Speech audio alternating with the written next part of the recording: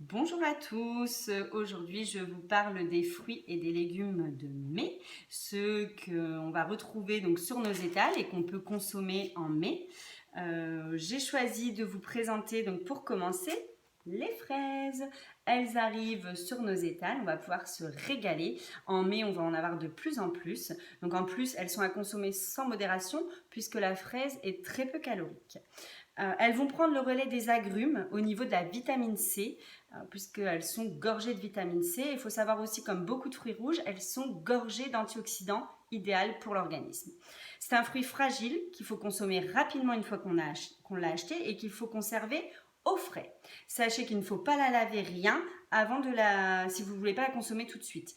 Une fois que vous avez décidé de la manger, vous la lavez entièrement et c'est seulement après que vous enlevez le petit pédoncule et que vous la coupez en morceaux. Il ne faut pas la couper et la laver ensuite, sinon elle va se gorger d'eau.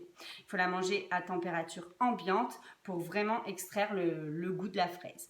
Pour bien la choisir, il faut la choisir bien rouge et avec une bonne odeur. Si la fraise ne sent rien, ça sera déjà mauvais signe. Au niveau de la dégustation et des petites recettes, les fraises, si elles sont excellentes et sucrées, vous pouvez les manger comme ça, faites-vous plaisir. Mais si vous avez envie, vous pouvez mettre un peu de sucre, les manger avec de la chantilly, de la crème fraîche, poêler dans du beurre ou dans du beurre salé en petits morceaux. C'est une recette à tester qui est délicieuse. Vous pouvez également la mettre en salade de fruits avec des petits morceaux de menthe ou des petits morceaux de basilic pour redresser le goût et donner un goût de fraîcheur avec un peu de citron. C'est excellent. Recette plus gourmande, dans des chouquettes ou dans des choux, vous mettez des petits morceaux de fraises avec une chantilly maison. Et là, c'est excellent. La fraise ne se congèle pas, même si vous en faites des purées ou une compote, la fraise ne va pas être terrible au moment de la décongélation. Donc, je ne vais pas vous conseiller de congeler la fraise.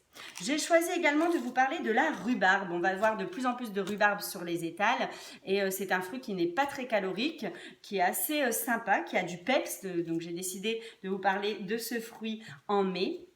C'est un fruit qui va être riche en calcium et en fibres et qui va réveiller les papilles. Si vous le faites bien cuire, elle sera fondante, donc vous pouvez vous régaler.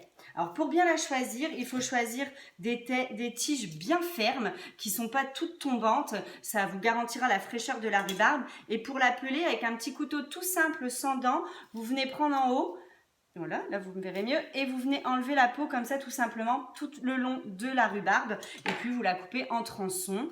Petit tronçon pour la mettre à griller au four, pour la laisser fondre, ça peut être excellent. Vous pouvez la manger en compote, vous pouvez la manger en tarte, en crumble. Vous pouvez faire des poêlées ou des petites potées pour accompagner une viande ou un poisson.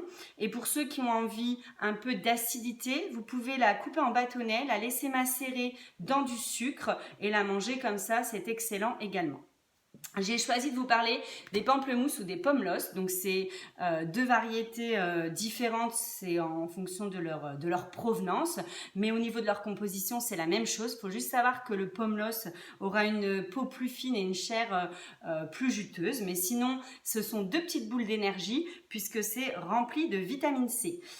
C'est aussi plein de minéraux. Il faut savoir que c'est pas très calorique, mais c'est un peu comme la rhubarbe, tout dépend de la quantité de sucre que vous allez manger avec. Si vous la mangez nature, il y aura très peu de calories et puis c'est très rafraîchissant. Conseil, mettez-le au frais avant de le consommer, ça sera encore mieux, sera d'autant plus meilleur, bien frais, le pamplemousse ressortira encore mieux. Vous pouvez le faire en jus avec des oranges ou des citrons, vous pouvez le manger comme ça à la petite cuillère directement, vous pouvez le manger également avec une viande ou un poisson, ça se voit beaucoup en cuisine, simplement cuit tout doucement à la poêlée. Et une petite recette salée qui est très sympa, en petits morceaux avec des crevettes, des morceaux de tomates et de l'avocat, une petite mayonnaise maison, c'est délicieux. Le pamplemousse se conserve quand même assez facilement. Tant que vous ne l'avez pas ouvert, vous pouvez le conserver longtemps. Une fois ouvert, il faut le consommer assez vite parce que sinon les vitamines vont s'oxyder et vont partir et vous allez en perdre toute la qualité nutritive. Parlons légumes et parlons épinards. J'ai choisi donc les épinards pour les légumes de mai. Donc les épinards frais, bien entendu. Des fois, on n'a pas trop envie d'en acheter. Des fois, on en achète des quantités pour un tout petit résultat. Mais essayez, testez, achetez les épinards, c'est vraiment délicieux quand on les fait soi-même et en plus c'est un super aliment. C'est un super aliment parce qu'il a plein de qualités nutritionnelles idéales pour notre organisme. Il est également rempli de vitamine C et en ce moment on a besoin de vitamines, on a besoin de tonus. Donc si vous le cuisez à la vapeur ou si vous le mangez cru en salade, vous allez bénéficier de toutes les vitamines C présentes et toutes les autres vitamines présentes dans l'épinard. Donc n'hésitez pas, faites-vous plaisir. Après c'est vrai que si vous le laissez cuire trop longtemps, la cuisson va avoir tendance, on peut dire, à tuer les vitamines et il aura des qualités nutritives un peu moindres. Il est également plein de fibres, plein de bonnes fibres et plein de minéraux. Alors au niveau de sa consommation, on dit que l'épinard il faudrait limite le consommer dès qu'on rentre, dès qu'on l'a acheté, maximum 2 jours après l'achat. Il se conserve pas très longtemps, donc faut le faire le plus vite possible. Simplement laver, rincer les feuilles et puis couper cette petite tige qui n'est pas consommable et puis voilà, vous avez la feuille d'épinard qui peut se consommer. Si vous l'achetez en jeune pousse, vous pouvez le mettre directement cru dans des salades.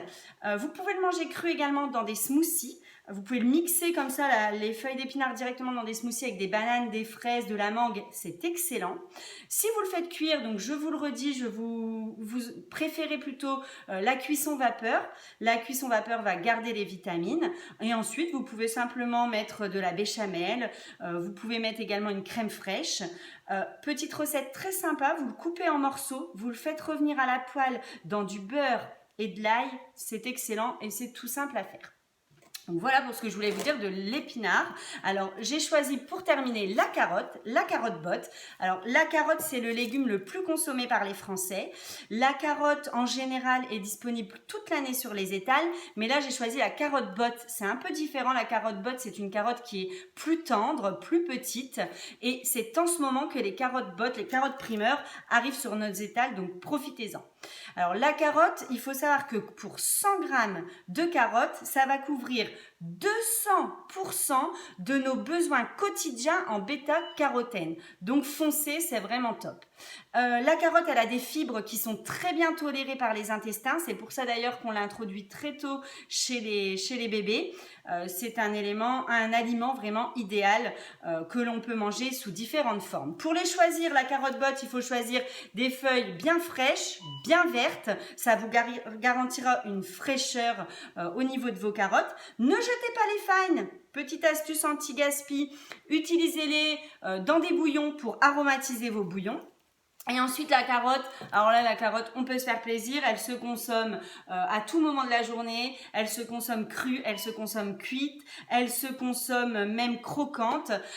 Si vous l'avez achetée bio, simplement vous la lavez, vous la brossez. Alors pas la peine de la désinfecter, si vous brossez bien et que vous enlevez la terre, ce sera suffisant et vous pouvez la manger avec la peau. Si elle n'est pas bio et qu'il y a les pesticides, préférez l'éplucher.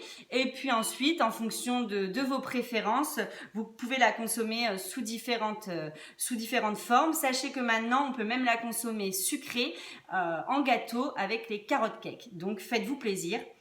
Et puis apparemment, il paraît que les carottes rendent aimables. Alors profitez-en, mangez des carottes.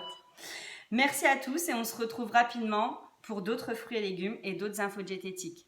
À très bientôt!